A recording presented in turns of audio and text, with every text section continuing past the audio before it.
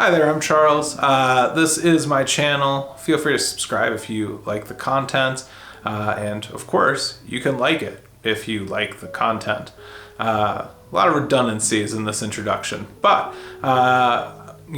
maybe you just watched my video about rhythm, maybe you didn't. I mentioned a term in that video, gestures.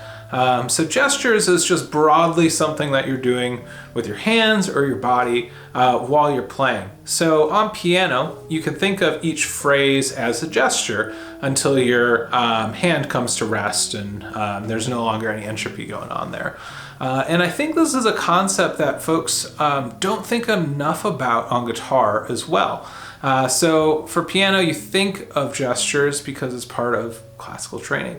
But on guitar, nobody really talks about gestures, despite the fact that, for instance, a bass run or a little lick that you play that transitions from the bridge into a chorus of a song or anything along those lines is a gesture as well.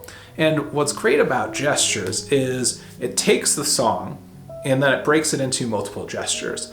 So you're not just learning the entire song with one thing. You start the song, you mess up, 10, 15 measures in, and you have to start over.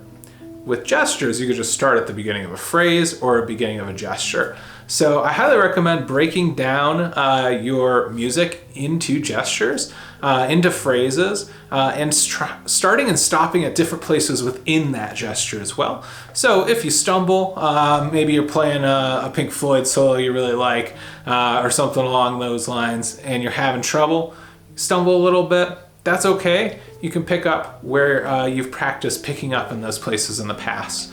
It also helps practice be a little more interesting because you're not the whole time just going on and on and on, like I am right now. You're not just going on and having to start over at the beginning. You're starting in these different spots and you're creating gestures, creating phrases, and creating essentially entry points into the music where you can pick up and practice.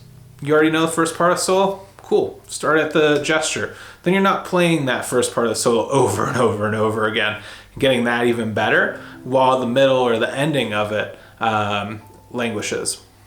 Also recommend potentially starting with the end of a piece. Maybe start 8 measures from the end of a piece, or start in the middle, or have multiple points within the piece that you start while you're learning.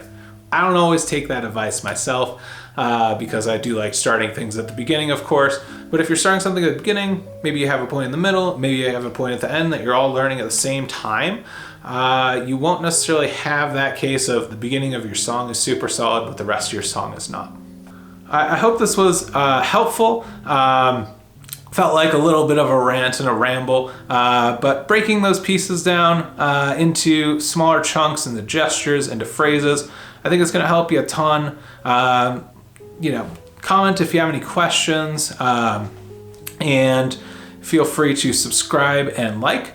I'll see you soon.